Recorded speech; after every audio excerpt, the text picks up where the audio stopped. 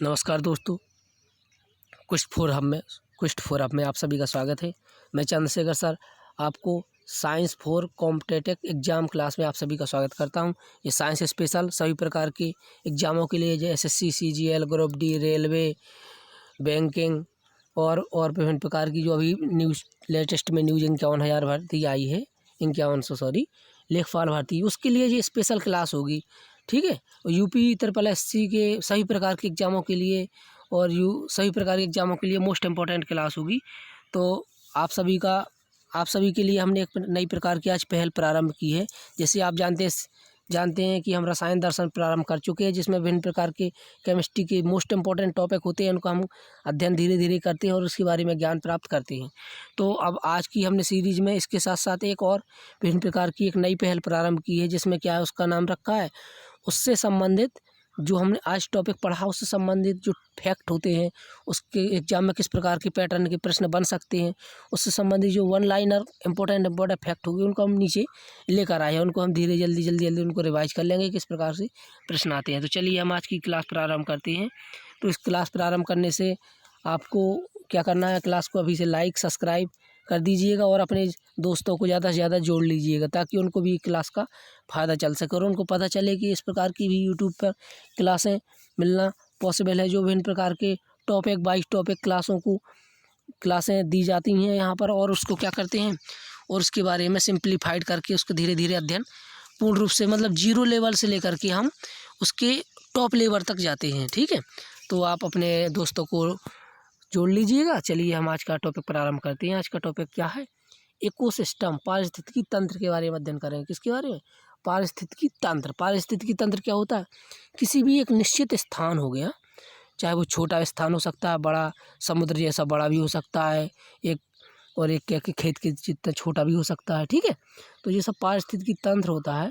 उसमें क्या होता है, किसी क्षेत्र हो गया जो उससे संबंधित जीव जंतु, पेड़ पौधों, उनके बारे में अध्ययन करना ही क्या होता है, पारिस्थितिकी तंत्र कहलाता है।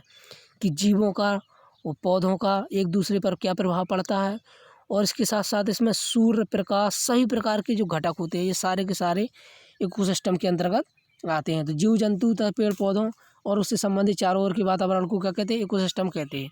अब इनका प्रकृति में क्या उपयोग है, कौन कौन से प्राथमिक उपभोक्ता होते हैं, क्या द्वितीयक उपभोक्ता होता है, ये क्या प्रकार का इकोसिस्टम होता है।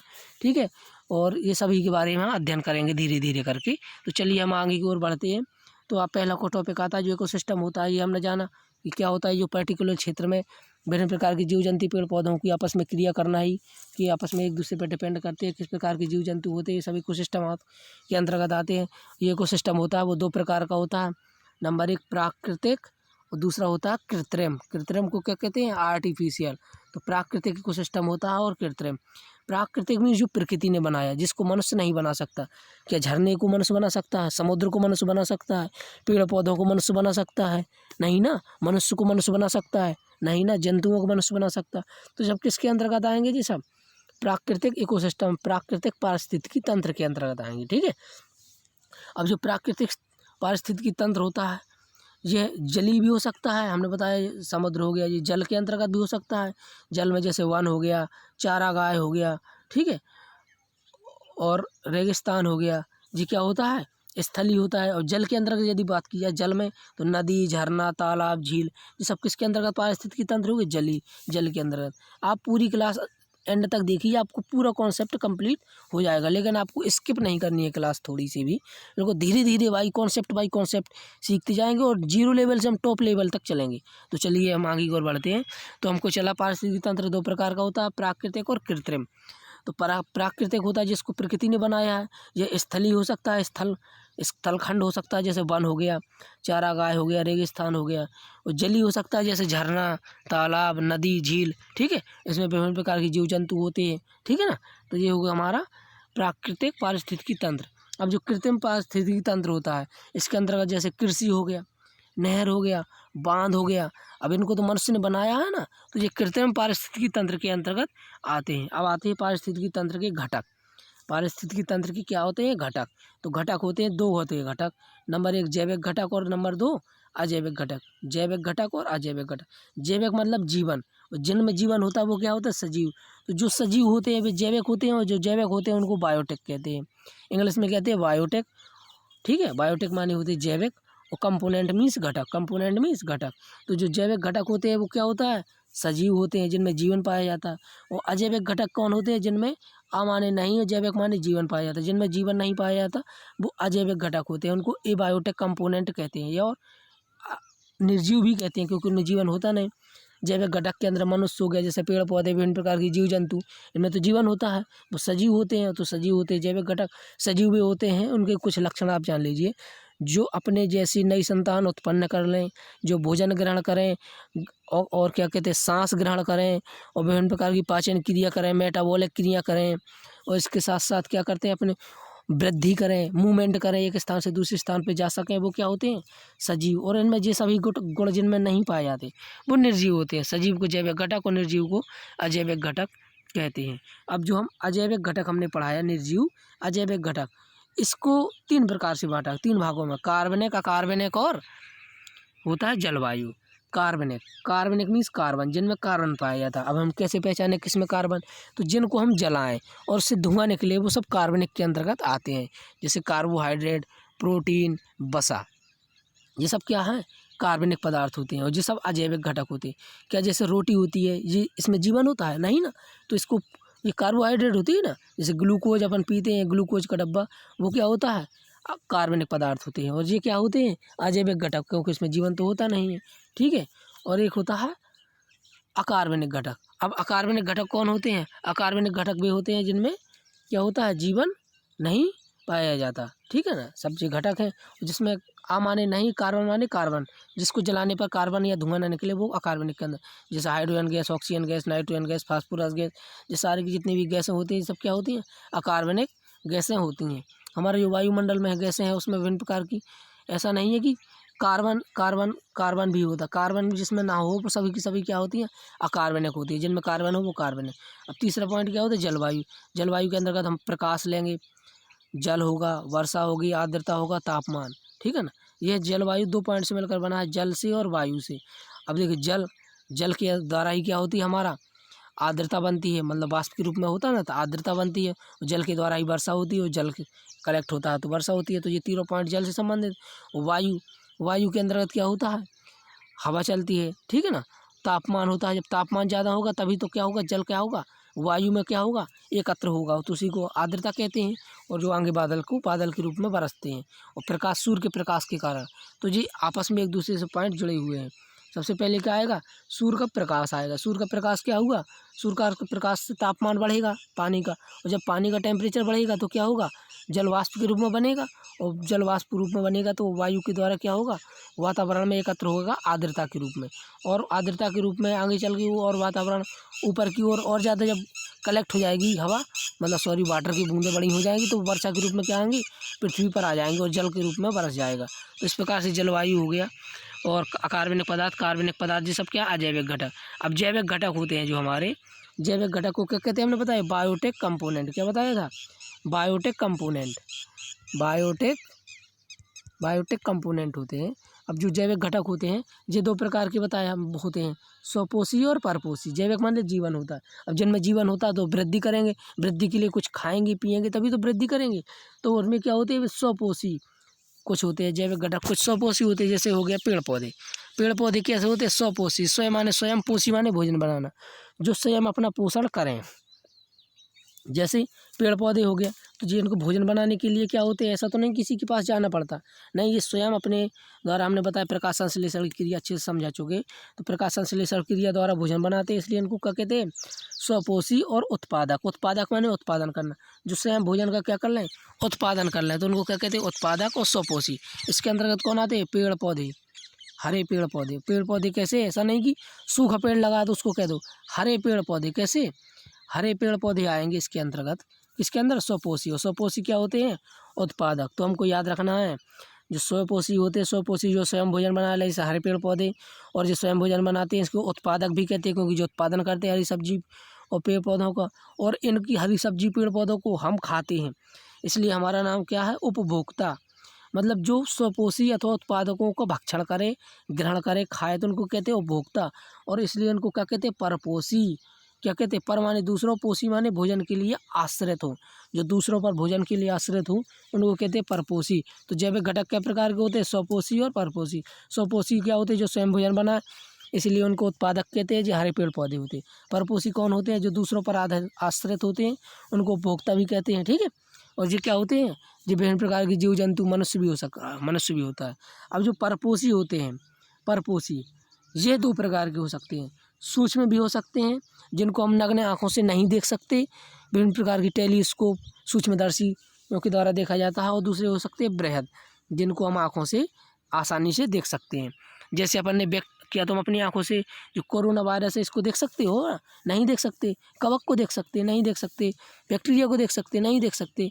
ठीक है ना। ये सारे के सारे क्या होते हैं, हमारे सूक्ष्म उपभोक्ता होते हैं। और ये क्या करते हैं, जैसे हमारी कोई जानवर मर गया, जानवर की डेथ हो गई, और उनको क्या करेंगे, जो निश्चित स्थान होते हैं जहाँ मनुष्य रहते हैं, वो वहाँ उस पर्टिकुलर स्थान से ला कर के बाहर कहीं दूर उस जानवर को फेंक देते हैं। अब उसके बाद के धीरे धीरे उसमें क्या होते हैं, कवक, फंजाई, बैक्टीरिया लग जाते हैं। उसके जो जटिल तत्व होते हैं उनको क्या करते हैं, उनको भक्षण करते हैं, उसका कुछ ऊर्जा को प्राप्त करते हैं। और उसकी क्या करते हैं, जो जटिल अणु होते हैं उनको सरल अणु में तोड़ देते हैं, और जिससे वो क्या करते हैं, वो भूमि में वहीं पर जंतु पूरा का पूरा मतलब विलीन हो जाता है। और उससे संबंधित जो गैसें होती हैं जो वातावरण में चली जाती हैं, तो ये सब क्या होते हैं, सूक्ष्म जीव होते हैं। और इसलिए इसको डिकम्पोज्ड कर देते हैं, ये पूरे शरीर को। कोई पौधा हो गया, पौधा गिर गया तो उसमें धीरे धीरे दीमक लग जाएंगे, उसमें बैक्टीरिया लग जाएंगे, धीरे धीरे पानी नमी हुई, नमी से धीरे धीरे उसको क्या करते हैं, उसका अस्तित्व खत्म हो जाता है, और उसमें पृथ्वी में क्या होता है, मिल जाता है। इसलिए डिकम्पोज्ड कर देते हैं, बैक्टीरिया क्या करते हैं बॉडी को, इसलिए इसको डिकम्पोजर भी कहते हैं। और हिंदी में क्या कहते हैं, अपघटक। तो क्वेश्चन ऐसा नहीं आएगा सूक्ष्म उपभोक्ता कौन है, इसमें जो पूछेगा इनमें से कौन सा किनको डिकम्पोजर कहते हैं और किनको अपघटक कहते हैं, जो क्या करते हैं, मृत शरीर को क्या करते हैं, अपघटित करते हैं। याद रखना, ये मृत शरीर पर ही मतलब डेवलप करते हैं, जी मतलब लिविंग बॉडी पर नहीं जाते हैं। ठीक है। और दूसरे होते हैं बृहद उपभोक्ता। बृहद मीन जिनको हम नग्न आँखों से देख सकते हैं, जो आकार में बड़े होते हैं। ये 3 प्रकार के होते हैं, शाकाहारी, मांसाहारी और सर्वाहारी। इसलिए उनको अलग अलग नाम है। शाकाहारियों को प्राथमिक उपभोक्ता कहा गया, और मांसाहारी को द्वितीयक उपभोक्ता कहा गया है, और सर्वाहारी को तृतीयक उपभोक्ता कहा गया। चलिए हम आगे की ओर देखते हैं। बृहद उपभोक्ता। बृहद उपभोक्ता के प्रकार का होता है, 3 प्रकार का। कौन कौन? नंबर 1 शाकाहारी, नंबर 2 मांसाहारी, और नंबर 3 सर्वाहारी। शाकाहारी, मांसाहारी और सर्वाहारी। अब धीरे धीरे हम एक एक को अध्ययन करेंगे। शाकाहारी मतलब साग सब्जी, जो क्या करते हैं, साग सब्जी, हरी सब्जियां हो गई, पेड़ पौधे हो गए, उनको खाते हैं, उनका भक्षण करते हैं, उनको क्या कहते हैं, शाकाहारी। अब जो पेड़ पौधों को खाएंगे तो वो क्या होंगे, शाकाहारी तो होंगे, मांस थोड़ी ना खाएंगे। जैसे खरगोश हो गया, बकरी हो गया, है ना, और हिरण हो गया, गाय भैंस हो गई, ये सब क्या होते हैं, शाकाहारी। और जो शाकाहारी होते हैं उनको क्या कहते हैं, प्राथमिक उपभोक्ता। क्या कहते हैं, प्राथमिक उपभोक्ता। अब हमको ये नहीं क्वेश्चन पूछेगा कि इनमें शाकाहारी कौन है, मांसाहारी है, पूछता है पर बहुत कम रेयर केस पूछता है, क्योंकि अब प्रश्नों का लेवल है ना वो थोड़ी अब अप हो गया, थोड़ी ऊपर हो गया। अब डाउन नहीं पूछे जाते क्वेश्चन, थोड़ी अच्छे लेवल के पूछे जाते हैं। तो इसमें क्या, चलिए आगे की ओर बढ़ते हैं। तो इसमें क्या होते हैं, जो ऐसे नहीं आएगा, इसमें पूछेगा कि इनमें से कौन सा प्राथमिक उपभोक्ता है, कौन सा द्वितीयक उपभोक्ता है, ऐसे आता है। इसलिए इन नाम को, सभी नामों को हमको अच्छे से याद रखना है। तो प्राथमिक उपभोक्ता कौन से होते हैं, जो पेड़ पौधों को खाते हैं और क्या कहते हैं, शाकाहारी होते हैं, जैसे खरगोश, बकरी इत्यादि हो गए। मांसाहारी क्या होते हैं, जो मांस खाते हैं, जैसे हो गया शेर हो गया, चीता हो गया, मेढक भी होता है मांसाहारी, और सिर्फ मांस खाता है। तो ये क्या करते हैं, जो शाकाहारी जीव जैसे गाय भैंस बकरी, इनको भी खा सकते हैं, और मांसाहारी जो छोटे जीव होते हैं ना, उनको भी खा सकते हैं। तो जो मांस को खाते हैं या दूसरे जीवों को खाते हैं उनको मांसाहारी कहते हैं। ठीक है। इसलिए इनका ये नाम जरूरी नहीं, इनका दूसरा नाम जरूरी है, इनको द्वितीयक उपभोक्ता भी कहते हैं। तो मांसाहारी को क्या कहते हैं, द्वितीयक उपभोक्ता। और तीसरा कौन सा होता है, सर्वाहारी। क्या होता है, सर्वाहारी। सर्व माने सब कुछ, हारी माने भक्षण करने वाला। जो शाकाहारी जीव, जो मतलब क्या कहते हैं, शाकाहारी भोजन हो गया, जैसे पेड़ पौधे हो गया, गेहूँ अनाज हो गया ना, ये सब हरी सब्जियां हो गई, ये सब शाकाहारी के अंतर्गत आता कि नहीं आता, पेड़ पौधों से प्राप्त होता है। और दूसरा होता है मांसाहारी, जैसे मीट, मछली, खरगोश, है ना, विभिन्न प्रकार की जंतुओं जैसे मुर्गा, ये सब क्या होता है, मांस। जो शाकाहारी और मांस दोनों को खाए वो क्या होती है, सर्वाहारी। जैसे हो गया तुम तो जानते हो मछली को देखो, अपन यदि आटे की थोड़ी थोड़ी गोली डाल दे तो वो भी खाता है। सबसे अच्छा उदाहरण मनुष्य हो गया, कुत्ता हो गया, ये सब क्या सर्वाहारी। मनुष्य को तो आप जानते हो, ये मुर्गा मांस इत्यादि खाता है, और दूसरे साथ साथ क्या खाता है, मीट भी खाता है, ठीक है ना। तो जब क्या हो गया, सर्वाहारी। अब हम कि निश्चित छोटे छोटे पॉइंट भी होते हैं इसके, अब इसको हम धीरे धीरे अध्ययन करेंगे। अब हमको नेक्स्ट पॉइंट देखना है, खाद्य श्रृंखला। खाद्य माने जो हमारा भोजन होता है, इसको श्रृंखला में अध्ययन करना है। इसको इंग्लिश में कहते हैं फूड चेन। तो उसमें क्या होते हैं, हमने बताया सबसे पहले क्या होते हैं उत्पादक। क्या होते हैं, उत्पादक। उत्पादक को क्या कहते हैं, उत्पादक होते हैं जो हरे पेड़ पौधे होते हैं। इसके बाद उपभोक्ता पढ़े हमने, क्या पढ़े, उपभोक्ता। उपभोक्ता क्या होते हैं, परपोषी होते हैं। उपभोक्ता क्या होते हैं, परपोषी हो गए, जो विभिन्न प्रकार के जीव जंतु। अब उपभोक्ता हमने 3 प्रकार के पढ़े, प्राथमिक उपभोक्ता जो शाकाहारी होते हैं, द्वितीयक उपभोक्ता जो मांसाहारी होते हैं, और जो तृतीयक उपभोक्ता होते हैं वो क्या होते हैं, सर्वाहारी। तो इन सभी को एक श्रृंखला, एक चेन के अध्ययन से हम चेन में क्या करते हैं, अध्ययन करते हैं। इनको क्या कहते हैं, खाद्य श्रृंखला। जैसे सबसे पहले क्या आएंगे, पेड़ पौधे आएंगे, मतलब पेड़ पौधे आएंगे, उत्पादक। इसके बाद आएंगे शाकाहारी जंतु। कौन से आएंगे, शाकाहारी जंतु आएंगे, प्राथमिक उपभोक्ता। फिर मांसाहारी जंतु आएंगे। फिर इसके बाद क्या आएंगे, सर्वाहारी जंतु आएंगे। आएंगे कि नहीं आएंगे। तो देखो इस प्रकार एक चेन बन गई कि नहीं, एक श्रृंखला बन गई। सबसे पहले पेड़ पौधे, फिर शाकाहारी जंतु, फिर मांसाहारी, सर्वाहारी। इस प्रकार से इन पेड़ पौधे विभिन्न प्रकार की क्या होती हैं, श्रृंखला होती है। उत्पादकों की क्या होती है, श्रृंखला होती है। जैसे, और जी हमेशा याद रखना कि जी हमेशा उत्पादकों से या पेड़ पौधों से ही प्रारंभ करनी है। हमको कहाँ से प्रारंभ करनी है, पेड़ पौधों से प्रारंभ करनी है। इसलिए हमको क्या कहते हैं, फूड चेन, क्योंकि एक श्रृंखला के रूप में बन जाती है। अब इनको हम देखिए यहाँ पे थोड़ी एक उदाहरण लाए। यदि कोई जल है, सपोज दैट कोई तालाब है, तालाब, उसमें तालाब में क्या होते हैं, छोटे छोटे पेड़ पौधे नहीं जम जाते, काई जैसे लग जाते हैं, और इसके साथ छोटे छोटे हरे शैवाल होते हैं। उनको जली पादप कहेंगे, जड़ी पौधे। उनको क्या कहेंगे, छोटे जंतु खाएंगे। छोटे जंतु को खाएंगे छोटी मछलियाँ, छोटी मछलियों को खा लेती हैं बड़ी मछलियाँ। इस प्रकार एक श्रृंखला बन गई कि नहीं बन गई। इसको क्या कहते हैं, फूड चेन या खाद्य श्रृंखला। क्या कहते हैं, खाद्य श्रृंखला। और याद रखना ये हमेशा एक दिशी होती है। ऐसा नहीं है कि कभी बड़ी मछली को छोटी मछली खा ले, छोटी मछली को जंतु खा ले, जंतु को पादप। हमेशा इसी दिशा में चलेगी, एक दिशी होती है। तो क्वेश्चन ये भी आ जाता है कि जो खाद्य श्रृंखला होती है वो कितनी दिशी होती है, एक दिशी, दो दिशी, बहुदिशी, या इनमें से सभी। तो क्या दिशी होती है, एक दिशी होती है, या इनमें एक ही दिशा में होती है। जैसे चलिए अब इसको उदाहरणों से हम अच्छे से समझ लेंगे। जैसे सपोज दैट ये पौधा है, अनाज का कोई पौधा है, इसको सबसे पहले खाया चूहे ने। किसने, अब चूहे को खाया उल्लू ने। इस प्रकार से चैन बन गई कि नहीं, इसलिए वो खाद्य श्रृंखला कहेंगे। ठीक है, ये समझ लेना ये क्या है, ठीक है, पेड़ पौधों से प्रारंभ हुई है। अब देखिए यहाँ पर भी देखिए, ये भी गाजर है, क्या है, पेड़ है। इसको खाया खरगोश ने, खरगोश को खाया फॉक्स लोमड़ी ने, और लोमड़ी को खाया लायन शेर ने। इस प्रकार श्रृंखला बन गई। वो हमेशा क्या होती है, ये एक दिशी होती है। ऐसा नहीं है कि इसको ये खा सकता है, इसी दिशा में चलती है। ठीक है, अब इसमें क्या होती है, एक नेक्स्ट देखिए घास है, घास को खाया टिड्डे ने, ग्रासोफर ने, और टिड्डे को खाया मेढक ने, मेढक को खाया सर्प ने, सर्प को खाया चील ने या बाज ने। तो इस प्रकार एक श्रृंखला बन गई। इसको क्या कहते हैं, खाद्य श्रृंखला। तो खाद्य श्रृंखला की परिभाषा क्या होगी, हमको परिभाषाएं नहीं आएंगी, हमको उदाहरण से समझना पड़ेगा कि प्राथमिक उपभोक्ता यहाँ पर आया है, ये शाकाहारी मांसाहारी, इस प्रकार से चेन बन जाएगी। इसको क्या कहते हैं, खाद्य श्रृंखला। तो हमको उदाहरण आएंगे, उसमें से आपको पहचान होगा। तो आपको याद रखना है, सबसे पहले आएंगे उसमें पेड़ पौधे, हरे पेड़ पौधे, उत्पादक, फिर उपभोक्ता आएंगे, प्राथमिक उपभोक्ता, फिर द्वितीयक उपभोक्ता, फिर तृतीयक उपभोक्ता। ठीक है, तो इसके बाद हम आगे की ओर चलते हैं। तो इसमें समझ में आ गया ना, ये जो खाद्य श्रृंखला अपन को समझ में आ गया अच्छे से। अब इसके बाद आता है एक खाद्य जाल। क्या होता है, खाद्य जाल। अब खाद्य जाल होता है, जाल देखो खाद्य श्रृंखला हमने बताई। जैसे एक हो गया ये यहाँ यहीं पर समझ लीजिए खाद्य श्रृंखला में। जैसे ये खाद्य श्रृंखला है, जैसे रैबिट है।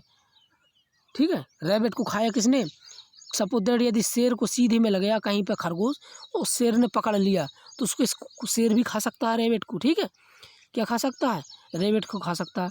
यदि फॉक्स है, लोमड़ी को कहीं मेढक मिल गया, तो मेढक को क्या खा सकती है, लोमड़ी खा सकती है। ठीक है, और यदि फॉक्स हो गया, ये रैट हो गया, चूहा क्या सकता है, यदि सर्प को चूहा मिल गया तो सर्प खा सकता है, चूहे को खा सकता है, नहीं खा सकता है। और यदि चील को सीधे डायरेक्ट मिल गया यदि खरगोश, तो सीधे खरगोश भी खा सकता है। और ये सर्प है ना, ये सर्प को यदि सीधे टिड्डा मिल गया तो टिड्डा को भी खा सकता है। कहने का तात्पर्य अभी समझ में नहीं आ रहा होगा। अब देखिए, रैबिट को डायरेक्ट खरगोश भी खा सकता है, ठीक है। चूहे को डायरेक्ट का खा सकता है, सर्प भी खा सकता है, खा सकता कि नहीं, शेर खा सकता है रैबिट को, और फॉक्स तो खा ही रहा है, ठीक है। और मेढक को सर्प भी खा सकता है, रैट को भी खा सकता है। और जो चील है ना, चील मेढक को डायरेक्ट भी खा सकता है और सर्प के द्वारा भी खा सकती है, ठीक है ना। तो ये देखिए जाल बन गया कि नहीं बन गया। देखो रैट को देखिए, रैट को देखो उल्लू ने भी खाया, चूहे ने भी खा लिया। फॉक्स को देखिए शेर ने भी खा लिया, ठीक है। रैबिट को फॉक्स ने खाया और रैबिट को लायन ने भी डायरेक्ट खा लिया। मेढक को किसने खाया, मेढक को डायरेक्ट उल्लू भी खा सकता है, मेढक को सर्प भी खा सकता है, मेढक को बाज भी खा सकता है। इस प्रकार से विभिन्न प्रकार का जाल बन गया कि नहीं। तो देखिए एक खाद्य श्रृंखला ये है, दूसरी खाद्य श्रृंखला ये है, तीसरी खाद्य श्रृंखला ये है, लेकिन ये आपस में एक दूसरे से जुड़ गई कि नहीं।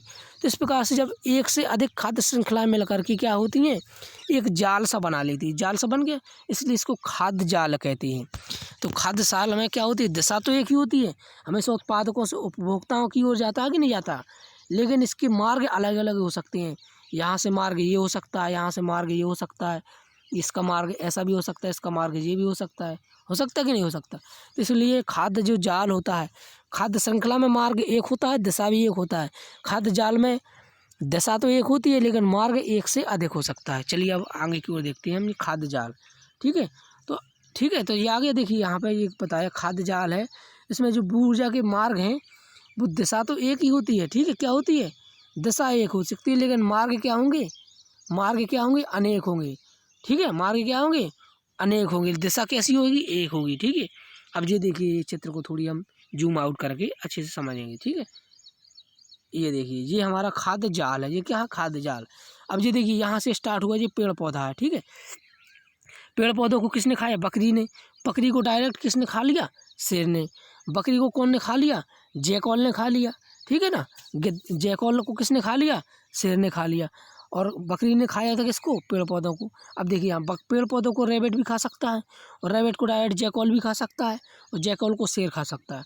रैबिट को भेड़िया भी खा सकता है, बिल्ली भी खा सकती है, ठीक है। और बिल्ली को डायरेक्ट लायन ने खा लिया।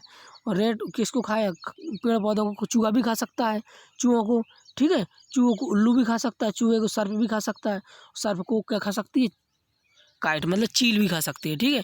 तो इस प्रकार से क्या बन गया, जाल बन गया। देखो यहाँ पे ये गलत तीर बना है, जो रैट से गया ना खरगोश के लिए, ये गलत है। कभी रैट को खरगोश नहीं खाता, क्योंकि ये शाकाहारी है, ठीक है। इस प्रकार से आप जो समझ में आ गया ना आपको, ये क्या खाद्य जाल। देखिए एक प्रकार का जाल बन गया, तो खाद्य जाल आएगा। तो खाद्य जाल में देखिए ऊर्जा तो हमेशा पेड़ पौधों से कहाँ की ओर जाता है, जंतुओं की ओर जाए, ऐसा नहीं है जंतुओं से पेड़ पौधों। तो दिशा तो एक ही हो गई, लेकिन मार्ग अलग अलग हो गए। तो हमको खाद्य श्रृंखला खाद्य जाल में अंतर भी समझना है, और खाद्य श्रृंखला खाद्य जाल होता क्या है, अब इसके बारे में समझना है। अब आगे की चलिए प्रोसीड करते हैं। अगला हमारा टॉपिक है पिरामिड। क्या है, पिरामिड। तो पिरामिड होता क्या है, पिरामिड में क्या हमने बताया, खाद्य श्रृंखला पढ़ी, खाद्य जाल पढ़ा, इसके साथ साथ हमने आगे क्या पढ़ा है, इकोसिस्टम होता क्या है, प्राकृतिक होता है, कृत्रिम होता है, दो प्रकार का। वो घटक होते हैं, जैविक घटक होते हैं, अजैविक घटक होते हैं। अजैविक घटक के प्रकार की 3 प्रकार के हमने पढ़े, कार्बनिक और जलवायु पढ़ी। इसके बाद अजैविक घटक होते हैं, जैविक घटक हमने पढ़ा शाकाहारी, मांसाहारी, सर्वाहारी, प्राथमिक उपभोक्ता। फिर इसके बाद हमने जैविक घटक के अंतर्गत हमने क्या पढ़े, और उत्पादक पढ़े और उपभोक्ता पढ़े। उत्पादक के हमने क्या पढ़े, सूक्ष्म जीव पढ़े और बृहद जीव पढ़े, ठीक है। अब इसके बाद हमने जो बृहद जीव होते हैं, इसके अंतर्गत में उपभोक्ता कि प्राथमिक उपभोक्ता, द्वितीयक उपभोक्ता और तृतीयक उपभोक्ता, अर्थात शाकाहारी, मांसाहारी, सर्वाहारी पढ़े। इसके बाद खाद्य श्रृंखला पढ़ ली, जिसमें एक ही दिशा होती है, वो एनर्जी जाने के लिए या खाद्य श्रृंखला के लिए।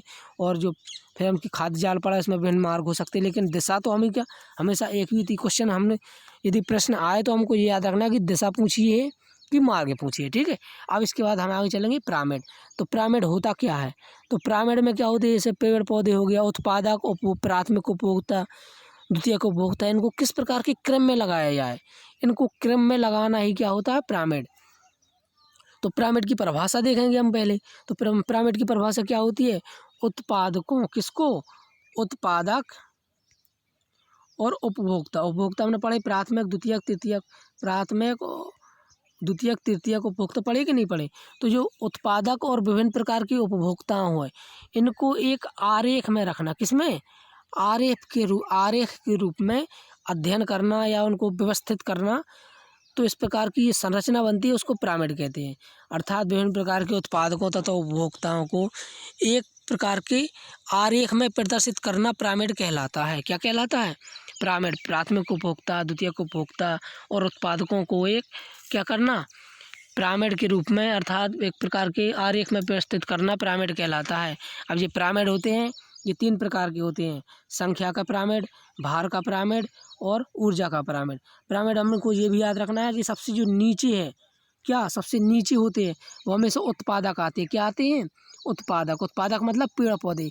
सबसे नीचे रखेंगे हरे पेड़ पौधे, फिर इसके बाद रखेंगे प्राथमिक उपभोक्ता, फिर द्वितीयक उपभोक्ता, फिर तृतीयक उपभोक्ता। ठीक है, तो इसका पिरामिड को हम चलेंगे, अब धीरे धीरे पढ़ेंगे।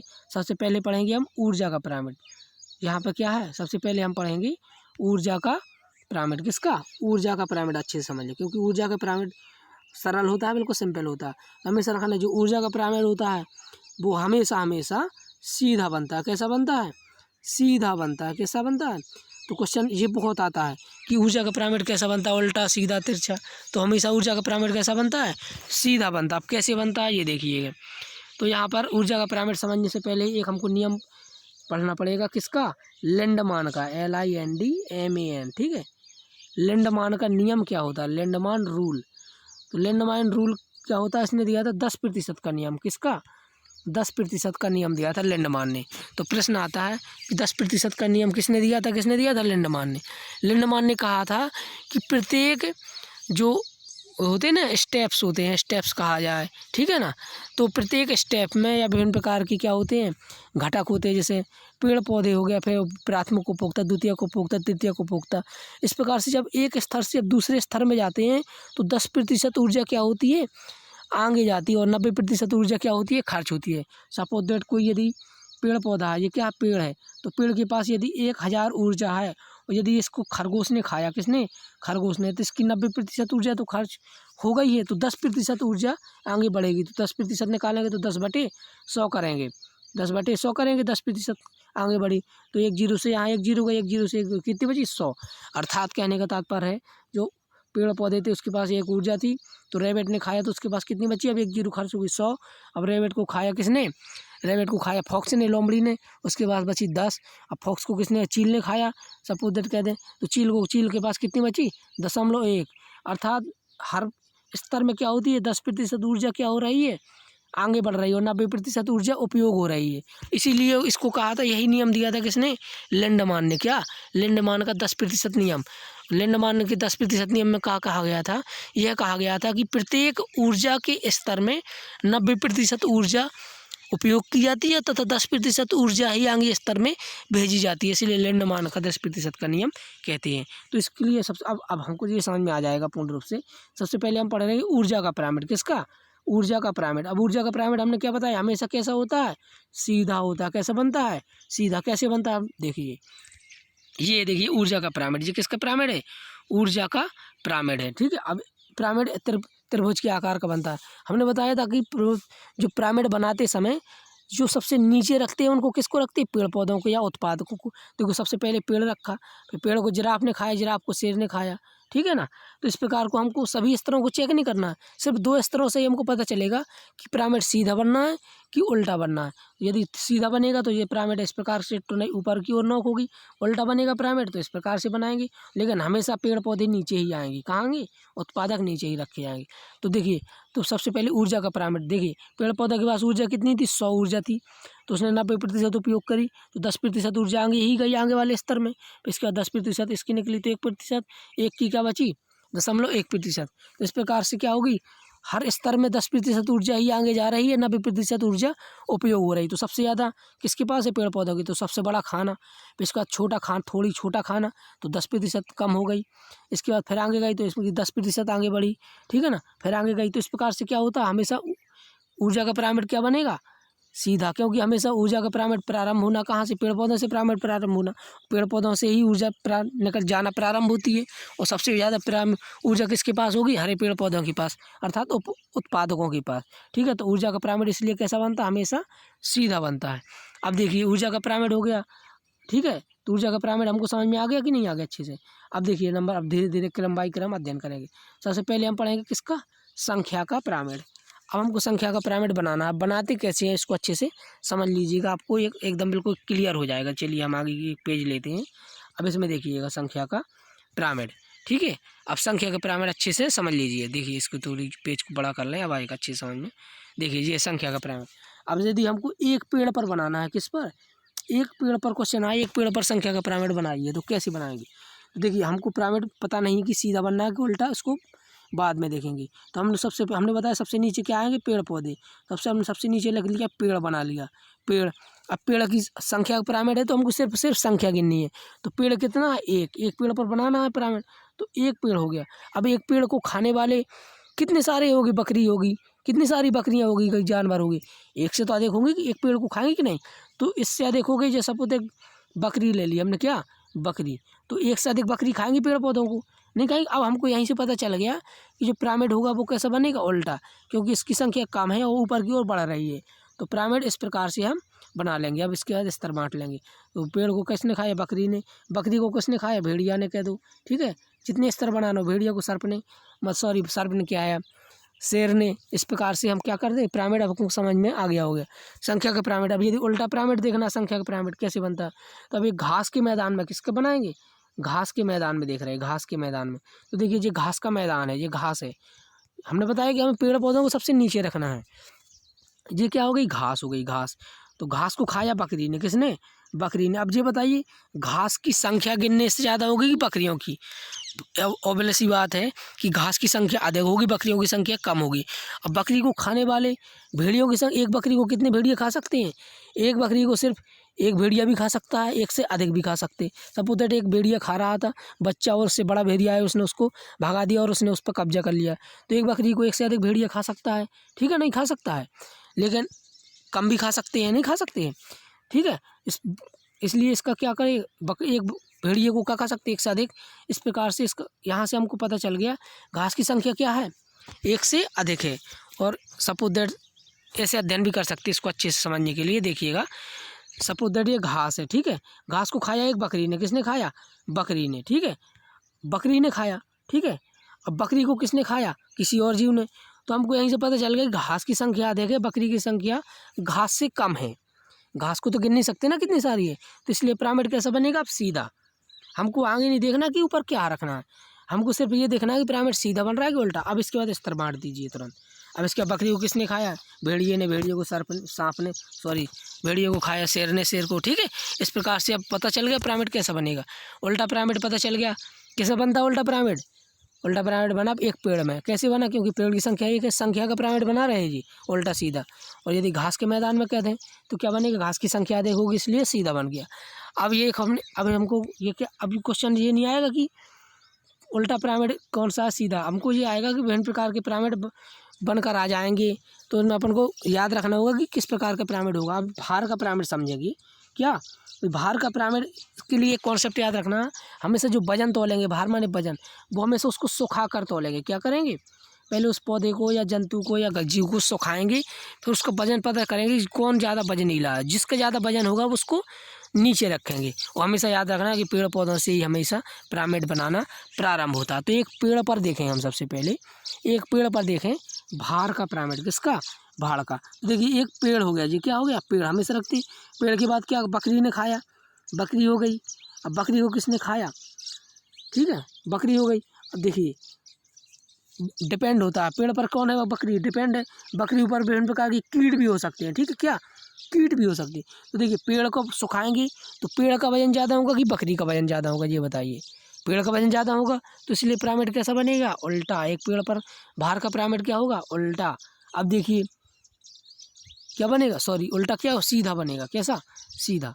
अरे भाई पेड़ क्या है, पेड़ का वजन क्या, देखो पेड़ है जी, पेड़ का वजन क्या है, ज़्यादा है। बकरी को सुखाएंगे तो बकरी का वजन कम होगा, उस पर पाए जाने वाले कीटों, बकरी पर पाए जाने वाले कीटों का वजन कम होगा। तो पिरामिड कैसा बनेगा, सीधा बनेगा, क्योंकि बकरी पेड़ का वजन क्या है, ज़्यादा, सीधा।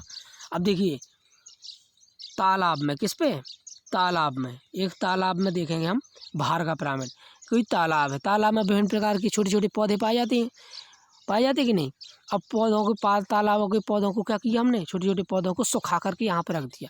तो ये बताइए उसको खाने वाली मछली होगी, तो मछली का वजन ज़्यादा होगा। और याद रखना पूरे जंगल को नहीं करना है, जितने जंतु को उपयोग किया सिर्फ उतने का करना है हमको। सपोज दैट 10 घास को खाया मछली ने, तो 10 घासों के वजन को सुखाएंगे और उस मछली के वजन को सुखाएंगे। पूरे ऐसा नहीं कि पूरे तालाब के जंतुओं को सुखाएंगे। इसी प्रकार से जो घास का मैदान है, तो जितनी घास को खाया है, ठीक है, उसको हम वजन को तोलेंगे। यदि संख्या की बात है तो ज़रूर देखेंगे कि एक बकरी को एक से तो संख्या गिनेंगी, एक बकरी ने कितनी सारी घास खाई होगी, ऐसा तो नहीं एक ही घास खाई होगी, इसलिए घास की संख्या ज़्यादा हो गई, ठीक है। तो संख्या गिनेंगे तो उसको ऐसा नहीं कि पूरे मैदान की बात कर रहे हैं, पूरे मैदान की बात नहीं कर रहे, सिर्फ जितनी घास का उपयोग हुआ है, ठीक है।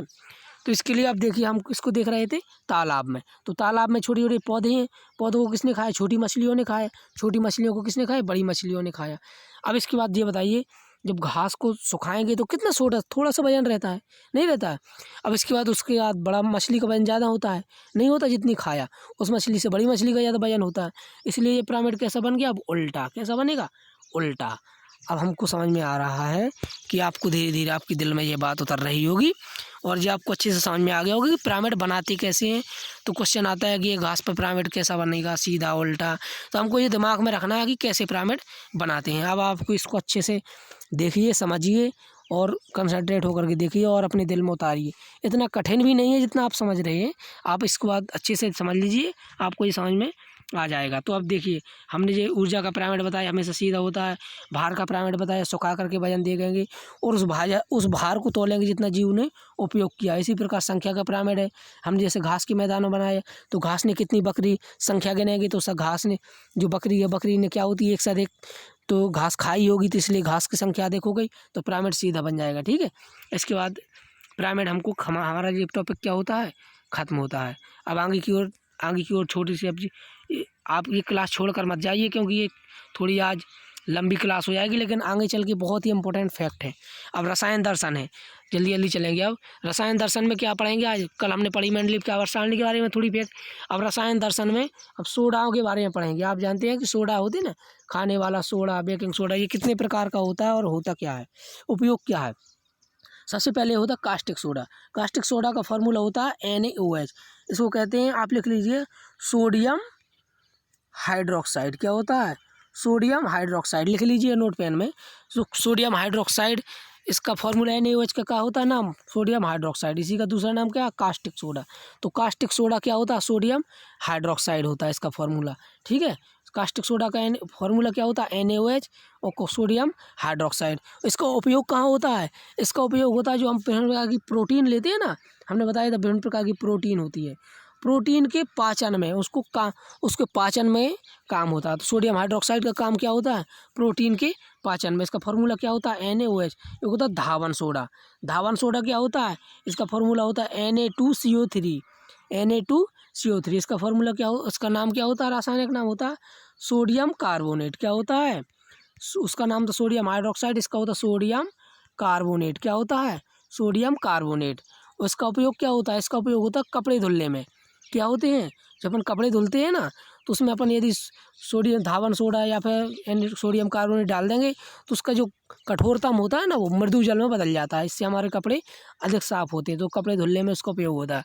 अब एक होता है बेकिंग सोडा। इसको खाने वाला सोडा भी कहते हैं, इसको धुलाई वाला सोडा कहते हैं, ठीक है। इसको बेकिंग वाला सोडा भी, इसको पाचन सोडा भी कह सकते हैं, प्रोटीन का पाचन करता है। तो बेकिंग सोडा क्या होता है, खाने वाला सोडा। इसका फार्मूला होता है NaHCO3, सोडियम बाई कार्बोनेट। इसका नाम क्या होता है, रासायनिक नाम सोडियम बाई कार्बोनेट। क्या होता है, सोडियम बाई कार्बोनेट, NaHCO3। इसका उपयोग तो जानते ही आप, खाने भोजन के रूप में उपयोग किया जाता है, खाना बनाने का उपयोग होता है, ठीक है। अब हमारा एक नेक्स्ट, अब जितना हमने अध्ययन किया है आज के टॉपिक में, अब इसके अब जो फैक्ट होंगे, अब इनको हम जल्दी जल्दी अध्ययन करेंगे। पारिस्थितिकी तंत्र तथा उससे संबंधित जो प्रश्न है इंपॉर्टेंट, इसके बारे में अध्ययन करेंगे। हमने बताया था जो इकोसिस्टम है ये इकोलॉजी के अंतर्गत आता है। किसके अंतर्गत, इकोलॉजी के अंतर्गत आता है। तो इकोलॉजी शब्द है, इसका प्रयोग सबसे पहले किसने किया था, अर्नेस्ट हेकल ने। तो इकोलॉजी शब्द का प्रयोग सबसे पहले किसने किया, अर्नेस्ट हेकल ने। इकोलॉजी के अंतर्गत किसके अंदर, इस इकोलॉजी के अंतर्गत क्या आता है, इकोसिस्टम। नेक्स्ट आगे के पॉइंट देखेंगे। नेक्स्ट पॉइंट क्या है, हमारा नेक्स्ट पॉइंट है पारिस्थितिकी के जनक। पारिस्थितिकी मतलब क्या है, इकोसिस्टम। हम पीछे पढ़ चुके ना, उसको क्या कहते हैं, इकोसिस्टम। तो इकोसिस्टम या पारिस्थितिकी के जंत्र क्या होते हैं, अर्नेस्ट हेकल। क्या होते हैं, अर्नेस्ट हेकल को पारिस्थितिकी का जनक कहते हैं और इकोलॉजी का भी जनक कहते हैं, ठीक है। क्या होते हैं, अब देखिए आगे, वायुमंडल में आर्गन गैस कितनी मात्रा होती है। देखिए जो हमारा वायुमंडल होता है ना, एटमॉस्फेयर, एटीपी कहते हैं, एटमॉस्फेयर। एटमॉस्फेयर एटीपी का मतलब यहाँ पे क्या है, एटमॉस्फेयर बता रहे। तो जो एटमॉस्फेयर होता है ना, तो जो गैसें होती हैं हमारे एटमॉस्फेयर में, तो गैस होती है, जैसे जो एटमॉस्फेयर होता है, गैस, एटमॉस्फेयर में गैस होती है। उसमें देखिए नाइट्रोजन, नाइट्रोजन सबसे अधिक कितनी होती है, 78% होती है। नाइट्रोजन कितनी होती है, इसका प्रतिशत याद रखना है। Nitrogen gas 78%, oxygen gas 21%, oxygen gas कितनी 21%। और तीसरे नंबर पे हमारी आती है आर्गन। क्या आती है, आर्गन। इसका प्रतिशत कितना है, सॉरी तीसरे नंबर पे होती है कार्बन डाइऑक्साइड। क्या होती है, CO2। कार्बन डाइऑक्साइड कितनी, दशमलव क्या होती है, सॉरी यहाँ पे ऐसा नहीं है। पहले नंबर पे क्या होती है, नाइट्रोजन कितनी 78%। दूसरे नंबर पे क्या है, नाइट्रोजन कितनी होती है, नाइट्रोजन होती है 78%। और ऑक्सीजन गैस कितनी होती है, 21% होती है। और जो तीसरे नंबर पे होती है सबसे ज़्यादा गैस, वो होती है आर्गन। तो पूछता है कि वायुमंडल में सबसे अधिक मात्रा में कौन सा गैस पाई जाती है, नाइट्रोजन। दूसरे नंबर पे ऑक्सीजन, तीसरे नंबर पे आर्गन। और जो कार्बन डाइऑक्साइड होती है, इसकी मात्रा हमको याद रखनी है। इसकी कितनी होती है, 0.03% होती है कार्बन डाइऑक्साइड की। तो काफ़ी कम है, वैसे इसकी मात्रा कम ही होनी चाहिए। तो आपको समझ में आ गया वायुमंडल में कितने प्रकार की होती, तो बहुत प्रकार की गैसें हैं, लेकिन सबसे अधिक मात्रा में होती है नाइट्रोजन 78, ऑक्सीजन 21, और तीसरे नंबर पर होती है आर्गन कितनी, दशमलव कितनी होती है, 93%। तीसरे नंबर पॉइंट है, तीसरा पॉइंट, चौथा पॉइंट है, पारिस्थितिकी के अंतर्गत किसका पारस्परिक अध्ययन किया जाता है। हमने बताया था वातावरण तथा उससे संबंधित जीव समुदाय। कि कोई एक निश्चित स्थान है, जैसे क्या कि घास का मैदान, उसमें किस प्रकार की घास, कितने प्रकार की घास पाई जाती है, और उसका उपयोग कौन कौन प्रकार के जीव करते हैं, इसी को कहते हैं पारिस्थितिकी या इकोसिस्टम। वातावरण तथा उससे संबंधित जीव और उसका समूह। तीसरा पॉइंट है एंजाइम। हम एंजाइम आपको अच्छे से पढ़ा चुके हैं पिछली क्लासों में। एंजाइम क्रियाशीलता की सर्वोच्च तापमान। जो एंजाइम कार्य करते हैं ना, वो 25 से 35 डिग्री टेम्परेचर पर कार्य करते हैं। जैसे एंजाइम की क्रिया होती है ना, सपोज टाइलिन एंजाइम हो गया, विभिन्न प्रकार के एंजाइम होते हैं, इनकी जो क्रिया सबसे अधिक होती है वो किसमें होती है, 25 से 35 डिग्री सी टेम्परेचर पर होती है। किस ताप पर एंजाइम विकृत हो जाते हैं, मतलब कहने का तात्पर्य यदि कोई एंजाइम है, एंजाइम जो सपोज इस प्रकार का एंजाइम है, ऐसे समझ लें, विकृत मतलब बहुत ही जटिल है। अब ये यदि कौन सा टेम्परेचर पे किसी ताप पर आ जाए कि इसकी जो कड़ी लरी है ना, ये खुल जाए, आपस में विकृत हो जाए, टूट जाए, तो होता 60 से यदि 70 डिग्री टेम्परेचर पहुंच गया तो वो क्या हो जाएगा, विकृत हो जाएगा। और यदि 25 से 35 डिग्री सी टेम्परेचर रहा ना, तो सबसे अच्छी क्रिया करेगा कौन, एंजाइम। अब आगे नेक्स्ट पॉइंट है, भारत में स्थायी बर्फ लाइन क्या ऊंचाई है, सॉरी जो बर्फ लाइन है ना, बर्फ लाइन की ऊंचाई क्या होती है, तो बर्फ लाइन की ऊंचाई कितनी होती है, 4000 मीटर। भारत में जो बर्फ लाइन स्थित है उसकी ऊंचाई कितनी होती है, 4000 मीटर। नेक्स्ट पॉइंट है हमारा 8वां पॉइंट, वनस्पति के सड़ने से कौन सी गैस बनती है। हमने देखा होगा कि विभिन्न प्रकार के जो पेड़ पौधे होते हैं और दलदल वाले स्थान होते हैं, विभिन्न प्रकार की घास होती हैं, जब वहाँ पर सड़ जाती है, उनसे स्मेल आती है ना, तो वहाँ पर कौन सी गैस होती है, मीथेन। मीथेन का फार्मूला क्या होती है, मीथेन का फार्मूला होता है NH4। क्या होता है, NH4, नाइट्रोजन है जी, NH4 किसका फार्मूला होता है, जो मीथेन गैस का। मीथेन क्या होती है, इसी को कहते हैं मार्स गैस, इसी को दलदल गैस भी कहते हैं, दलदली गैस भी कहते हैं, मार्स गैस भी कहते हैं, मीथेन गैस भी कहते हैं। इसका फार्मूला क्या होता है, NH4, सोडियम हाइड्रोक्साइड। तो ये सड़े गले स्थानों पर अधिक मात्रा में पाई जाती है, जिस प्रकार से धान के खेत होते हैं उसमें पाई जाती है। नेक्स्ट पॉइंट है, भारत में अल्पाइन के वृक्ष किस ऊंचाई पर पाए जाते हैं। विभिन्न प्रकार के वृक्ष होते हैं ना, अल्पाइन वृक्ष हो गया, ठीक है ना। इसके साथ अपन ने बहुत सारे पौधे देखे होंगे इस प्रकार से, ऐसे इस प्रकार के विभिन्न प्रकार की वनस्पतियाँ होती हैं ना, तो उसमें से एक प्रकार की वनस्पति होती है अल्पाइन वृक्ष, ठीक है। कीक वृक्ष भी होते हैं, है ना। तो अल्पाइन के जो वृक्ष होते हैं, जो हमारे जो वो होता है ना, क्या कहते हैं, हिमालय हो गया, विभिन्न प्रकार की पर्वत, तो ऊंचाई में पाए जाते हैं। तो जो 3600 मतलब 3600 से 4000 मीटर की ऊंचाई पर कौन पाए जाते हैं, अल्पाइन के वृक्ष पाए जाते हैं। ये क्वेश्चन बहुत इंपॉर्टेंट है आगे। संसार के सबसे बड़ा लोयस मैदान किस देश में स्थित है, कौन सा मैदान। तुमने देखा विभिन्न प्रकार का मैदान होता है ना, जो बहुत ही दूर दूर तक मैदान, बिल्कुल खाली जगह होती है, जिसमें विभिन्न प्रकार के बिल्कुल सैंपल होता है, मैदान होता है। तो सबसे बड़ा जो विश्व में सबसे बड़ा मैदान होता है उसका नाम क्या है, लोयस मैदान। यहाँ से हमको 2 प्रश्न कंप्लीट हो गए। तो सबसे बड़ा मैदान कौन सा है, लोयस मैदान। तो उस कौन से देश में स्थित है, चीन में स्थित है। कहाँ पर, चाइना में। तो चाइना जानते हैं ना, चाइना का वुहान शहर से ही कोरोना आया है, और माना गया कि ये चमगादड़ होता है और चींटीखोर होता है ना, उसके थ्रू आया था, जिसने पूरे देश में भूचाल मचा कर रखा है, ठीक है ना। और सबसे ज़्यादा आप जानते हैं कि जो कोरोना वायरस है ना, इससे सबसे ज़्यादा मौतें और सबसे ज़्यादा प्रभाव कहाँ पर हुआ है, इस समय अमेरिका में है। ठीक है ना। नेक्स्ट पॉइंट क्या बढ़ गए, नेक्स्ट पॉइंट क्या होता है, पूर्ण मूल तथा स्तंभ परजीवी का। पहले परजीवी समझ लीजिए, परजीवी वे जंतु होते हैं जो स्वयं भोजन न बना करके दूसरों पर ही डिपेंड करते, पूरे जीवन भर दूसरों पर रहते। जैसे अपन ने देखा होगा अपने ऊपर किट या लीक या फिर जुएँ वगैरह होते हैं ना, जू वो अपने ऊपर, तो उस वैसा तो है नहीं, पूर्ण रूप से जीवों पर आधारित होते हैं। इस प्रकार से पूर्ण रूप से जो जड़ पर पौधों की जड़ पर पाया जाए या पूर्ण रूप से पौधों के तने में पाया जाए, स्तंभ में पाया जाए, उनको पूछा है, उनके नाम। तो देखिए, जो पूर्ण रूप से जड़ में पाया जाता है जो परजीवी, उसको कहते हैं ओरोबंकी। क्या कहते हैं, ओरोबंकी। तो क्वेश्चन आता है पूर्ण मूल परजीवी कौन सा होता है, जो जड़ में पाया जाता है, उसको ओरोबंकी कहते हैं। और जो स्तंभ परजीवी होता है, जो तने में पाया जाता है पूर्ण रूप से, अमरबेल को तो आप अच्छे से जानते ही होंगे, उसमें कोई तन पत्तियाँ नहीं होती, उसका रंग पीला पीला सा होता है, तो वो क्या होती है, पूर्ण स्तंभ परजीवी। ये बहुत पूछा जाता है कि पूर्ण अमरबेल किस प्रकार का पौधा है, तो ये किस प्रकार का है, पूर्ण स्तंभ परजीवी। सबसे बड़ा पौधा कौन सा होता है, सबसे बड़ा पौधा सादे सिकोया है। यदि एंजियोस्पर्म में पाया जाए, पूछा जाए कि सबसे बड़ा पौधा एंजियोस्पर्म कौन सा है, तो यूकेलिप्टस। यदि सबसे बड़ा पौधा पूछा जाए तो सिकोया। सबसे बड़ा पौधा जिम्नोस्पर्म कौन सा है, तब भी सिकोया है। ठीक है ना। सबसे बड़ा पुष्प कौन सा है, रेफ्लेसिया है। कौन सा सबसे बड़ा पुष्प क्या है, रेफ्लेसिया है। ठीक है। आगे की ओर नेक्स्ट पॉइंट, आगे की ओर बढ़ते हैं, आगे नेक्स्ट पॉइंट देखते हैं 12 में। कवक का किसी पौधे की जड़ के साथ सहजीवन। सपोज दैट ये कवक है, कवक के साथ यदि कोई भी कवक है, ये पौधा लगा हुआ है यहाँ पर पौधा, यहाँ पर कोई कवक आकर के इसके साथ में अंदर इसके क्या रहने लगा, और रहने लगा क्या करता है, उससे भोजन प्राप्त करने लगा। ठीक है। तो उसको क्या कहते हैं, माइकोराइजा। ठीक है। जब कवक पौधे के साथ मिलता है तो क्या होता है, माइकोराइजा बनता है। हमने बताया ना आपको, कवक जब पौधे के साथ में रहेगा तो माइकोराइजा। और कवक और क्या होता है, कवक और शैवाल मिलकर क्या बनाते हैं, लाइकेन, या सहजीवन होता है। ठीक है ना। और यह भी एक सहजीवन होता है। जो कवक होता है वो पौधों पर कोई नुकसान, उसको क्षतिग्रस्त नहीं पहुंचाता है। ठीक है। नेक्स्ट पॉइंट देखने 13 में क्या होता है, आम के वृक्ष का अर्धतना परजीवी है। मतलब कहने का तात्पर्य है, आम के वृक्ष का अर्धतना परजीवी है। कोई आम है, ठीक है, तो जो लॉरेंथस होता है ना, वो पौधे पर क्या होता है, पौधे के तने में क्या होता है, आकर के रहने लगता है, और उससे क्या करता है, भोजन, उससे क्या करता है, विभिन्न प्रकार के खनिज पदार्थ तो लेता है, लेकिन भोजन स्वयं बनाता है। देखिए ये पॉइंट अच्छे से दिमाग में रखिए कि जो अर्ध है तना परजीवी होता है ना, होता क्या है, वो रहता तने में है, तो इसलिए तना हो गया। अर्ध तना मतलब तने से पूर्ण भोजन नहीं लेता कि पूर्ण भोजन लेकर के स्वयं भोजन ले, अरे उससे कुछ भोजन लेगा और भोजन स्वयं बनाएगा, उसको लॉरेंथस कहते हैं, अर्ध तना परजीवी। उसका नाम क्या है, लॉरेंथस। नेम देखिए, श्वसन मूल क्या होते हैं, न्यूमेटोफोर्स। किस प्रकार की वनस्पति मिलती है, आपने देखा होगा कि जो दलदल वाले स्थान होते हैं ना, जो भेड़ का दलदल स्थान, वहाँ पर जड़ें इस प्रकार से निकल आती है, उनमें छोटे छोटे छिद्र होती है।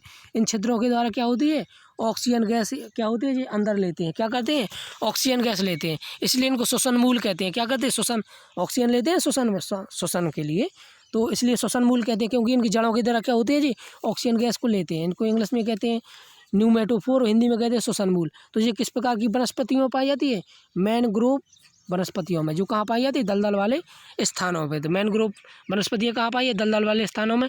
श्वसन मूल के द्वारा क्या होती है, जो ऑक्सीजन ग्रहण करती हैं। नेक्स्ट पॉइंट क्या है, पारिस्थितिकी निकेत। तो निकेत का मतलब होता है, निकेत मीन्स होता है, क्या होता है, निवास स्थान। निकेत मीन्स निवास स्थान। ठीक है। तो जो यहाँ पर जैसे कोई भी जंतु है, कोई निश्चित स्थान पर रह रहा है, तो उसको क्या कहते हैं, निकेत कहेंगे। यदि वनस्पति है किसी निश्चित स्थान पर पाई जाती है, उसको क्या कहेंगे, निकेत कहेंगे। तो निकेत में जो निक शब्द है, इसका प्रयोग सर्वप्रथम किसने किया था, ग्रीनएल्स ने 1971 में। तो निकेत शब्द में नी शब्द है जो, वो किसने किया था, ग्रीनएल्स ने किया था 1971 में। निकेत का अर्थ क्या होता है, निवास स्थान। निकेत मतलब निवास स्थान। नेक्स्ट पॉइंट है, नेक्स्ट पॉइंट में देखिए, पारिस्थितिकी तंत्र शब्द का प्रयोग सर्वप्रथम किसने किया, कहने बताया था, जो इकोलॉजी है, क्या है, इकोलॉजी। जो इकोलॉजी है ना, इकोलॉजी का प्रयोग किसने किया था, हमने बताया था, इकोलॉजी किसने किया था, हैकल ने किया था। ठीक है ना। और जो क्या कहते हैं, हीकल ने।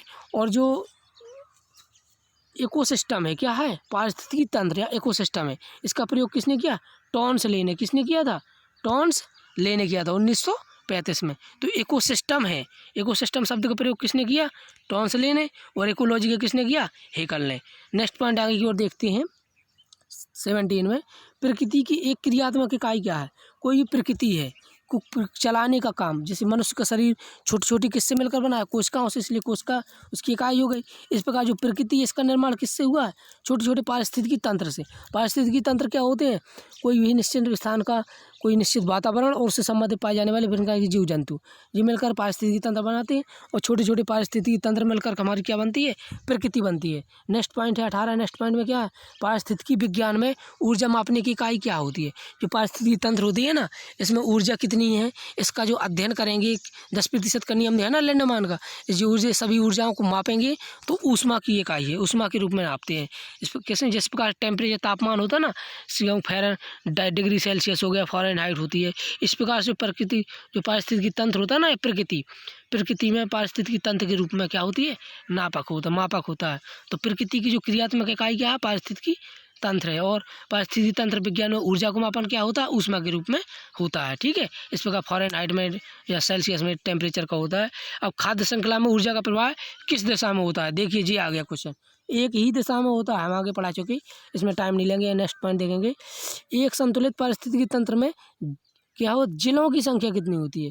कहने का तात्पर्य है, हमने बताया कि जो पारिस्थितिकी तंत्र होता है वो निश्चित होता है। यदि समुद्र है तो सिर्फ समुद्र का ही पारिस्थितिकी तंत्र हम क्या करेंगे, अध्ययन करेंगे। और इसका कोई आकार नहीं होता है कि छोटा ही होगा पारिस्थितिकी तंत्र। हमने बताया समुद्र जैसा बड़ा भी हो सकता है और एक बूंद पानी जैसा छोटा भी हो सकता है, लेकिन उसमें जो छोटा बूंद है ना, तो उसमें तो जितने पदार्थ उसकी निश्चित मात्रा होगी, इसलिए उसमें क्या जिलों मान लिया उसकी संख्या का है, तो पारिस्थितिकी तंत्र संख्या क्या होगी, निश्चित होगी। संतुलित पारिस्थितिकी तंत्र है। जब संतुलित शब्द आए तो संतुलित शब्द में क्या होगी, जिलों की संख्या क्या होगी, स्थिर होगी। यदि पूछा जाए एक पारिस्थितिकी तंत्र में जिलों की संख्या क्या है, तो अस्थिर होगी, क्योंकि उसमें कोई आकार बता नहीं सकते। लेकिन जो स्थिर होता है ना, तो उसका आकार क्या होता है, निश्चित हो गया। जैसा सपोज दैट यदि हमने 10 तालाब बनाए 10-10 सेंटीमीटर की, तो उसमें जो संख्या होगी वो क्या होगी, उनका आकार क्या होता है, एक जैसा होगा, इसलिए स्थिर होगा, संतुलित होगा पारिस्थितिकी। नेक्स्ट पॉइंट देखेंगे, नेक्स्ट पॉइंट क्या है, एक वृक्ष के पारिस्थितिकी तंत्र की संख्या पिरामिड क्या होगा। देखिए एक वृक्ष पर क्या हो, संख्या का पिरामिड बनाना है, तो संख्या क्या है, एक वृक्ष है, वृक्ष उल्टा बनेगा क्योंकि एक वृक्ष है, एक वृक्ष की पौधा है, पौधे की संख्या क्या है, एक है। पौधे को खाने वाली संख्या क्या होगी, अनेक हो गई, जीव इनको खाने वाले अनेक हो गई, तो इसका क्या हो गया, उल्टा बन गया। नेक्स्ट पॉइंट है, एक तालाब में पारिस्थितिकी तंत्र जो बाहर का पिरामिड है। सपोज क्या है, एक तालाब है, तालाब में बाहर का पिरामिड है, क्या देखना है, बाहर का पिरामिड। तो तालाब में क्या होगी, छोटे छोटे क्या होंगे, छोटे छोटे क्या पेड़ पौधे होंगे, उनको मछली खाएंगी, छोटी मछली छोटी को बड़ी। यदि इनको सुखाएंगे तो इसका वजन क्या होगा, कम होगा, फिर इसका ज़्यादा, फिर इसका क्या होगा, ज़्यादा, तो ये भी क्या बनेगा, उल्टा। हम आगे आपको समझा चुके हैं। प्रत्येक पोषक तत्व में के जंतुओं में कितना प्रतिशत ऊर्जा का अगले तल को देता है, हमने बताया अगले स्टेप में कितनी ऊर्जा आती है, सिर्फ और सिर्फ 10%। कितनी जाती है, 10%। इसको कौन ने, किसने दिया था, लेंडमान ने। हम आज चीज़ बता चुके हैं, लेंडमान का 10% का नियम किसने दिया था, लेंडमान ने। मृतजीवी खाद्य श्रृंखला को क्या कहते हैं, हमने बताया डेट्रिटिस। कहने का तात्पर्य जो मृत जीव होते हैं ना, जैसे मृत जीव जंतु हो गए, उसमें कवक जीवाणु आ गए, कवक जीवाणु उनको क्या किया, सिंप्लीफाइड कर दिया, तो उनको क्या कहते हैं, उस खाद्य श्रृंखला होता है ना, उसको कहते हैं डेट्रीज। और जो चरने वाली खाद्य श्रृंखला होती है ना, घास का मैदान होती है, उसको कहते हैं ग्राजिंग। ग्राजिंग माने होता है घास चरना, तो ग्राजिंग फूड चेन भी होता है खाद्य श्रृंखला। मृत जीव भी होती है, जो मृत जीव से स्टार्ट होती है, ग्राजिंग मतलब जो घास के मैदान से प्रारंभ होती है। ठीक है, नेक्स्ट पॉइंट देखिए, पारिस्थितिकी कार्यशीलता की आधारभूत इकाई क्या है। हमने बताया था कि जो पारिस्थितिकी होती है ना, उस पारिस्थितिकी इकोलॉजी के अंतर्गत क्या आता है, इकोसिस्टम। तो पारिस्थितिकी कार्यशीलता की आधारभूत इकाई क्या है, पारिस्थितिकी तंत्र। इसको हम अच्छे से बता चुके हैं। अब नेक्स्ट पॉइंट है, ज्वालामुखी के फटने से कौन सा प्राकृतिक चक्र दुष्प्रभावित होता है। तो जो फास्फोरस चक्र होता है ना, नाइट्रोजन फास्फोरस नाइट्रोजन चक्र होता है। देखो फास्फोरस चक्र प्रारंभ कहाँ से होता है, याद रखना, चट्टानों से। कहाँ से याद हो, स्टार्ट होता है चट्टानों से। चट्टानों में ज्वालामुखी विस्फोट होता है तो छोटे छोटे टुकड़ों में टूट जाता है। जब छोटे छोटे टुकड़े होते हैं उसमें वर्षा इत्यादि के द्वारा होता है, या फिर नदी तालाब में पहुँच करके घिसते रहते हैं, रगड़ते रहते हैं, जिससे उसके तत्व होते क्या होते हैं, एक दूसरे से सिंप्लीफाइड निकलते रहते हैं और पानी के साथ मिल करके क्या होते हैं, पृथ्वी में नीचे जमा होते जाते हैं। इस प्रकार चट्टानों का रूप भी ले सकते हैं।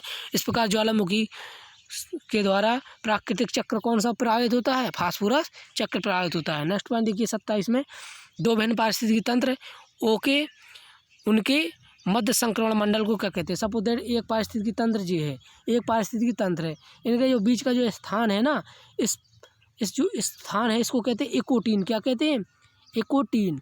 इसका तात्पर्य है सपोज दैट ठीक है। एक पारिस्थितिकी तंत्र जे एक पारिस्थितिकी तंत्र, उसके बीच का अध्ययन को उसके बीच के क्षेत्र को क्या कहते हैं? इकोटीन या इकोक्लाइन, इकोटीन या इकोक्लाइन कहते हैं, ठीक है। नेक्स्ट पॉइंट देखिए, नेक्स्ट पॉइंट क्या है? विश्व के सभी भौगोलिक पारिस्थितिक तंत्रों के संगठन को क्या कहते हैं? जो विभिन्न प्रकार के हमने बताया पारिस्थितिक तंत्र मिलकर क्या बनाते हैं? वायुमंडल बनाते हैं। क्या बनाते हैं? वायुमंडल बनाते हैं, ठीक है। नेक्स्ट पॉइंट देखिए 29 में, घास स्थल पारिस्थितिकी तंत्र में संख्या का पिरामिड क्या होगा? देखो घास के स्थल है तो घास ये है, छोटी छोटी घास है। घास को किसने बताया? हमने बकरी ने खाया, तो बकरी की संख्या देखोगी कि घास खाने वाली घास की जितनी बकरी ने घास खाई है ना, उसकी संख्या ज़्यादा होगी। अब बकरी को कौन खाएंगे, ठीक है, और इसको बाद हम आगे देखना ही नहीं है, तो इसकी संख्या क्या है? ज़्यादा, इसलिए इसका पिरामिड कैसा बना? सीधा पिरामिड बना, ठीक है। नेक्स्ट पॉइंट नेक्स्ट देखेंगे 30, हमारा आज के लास्ट प्रश्न है, पारिस्थितिकी परितंत्र में या पारिस्थितिकी तंत्र में ऊर्जा का पिरामिड कैसा होता है? सॉरी, ऊर्जा का पिरामिड होता है वो तो सीधा होता है, हम बता चुके।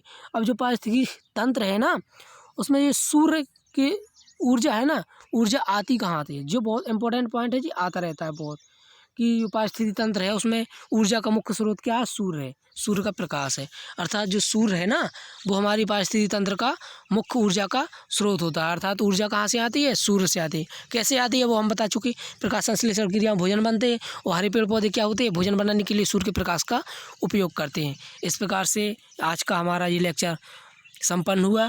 चलिए, आप हमको कमेंट करके ज़रूर बताइए आज की क्लास कैसी लगी, और ये इस प्रकार की जो फैक्ट हैं हमने जो अब डालना प्रारंभ किए हैं, आपको जितना पढ़ाया गया उससे संबंधित फैक्ट हैं, उससे संबंधित जो सीरीज के प्रश्न हैं, इनके जोड़ना कैसा लगा आपको, इनसे आपको कितनी हेल्प मिल रही है, आप कमेंट करके ज़रूर बताइए।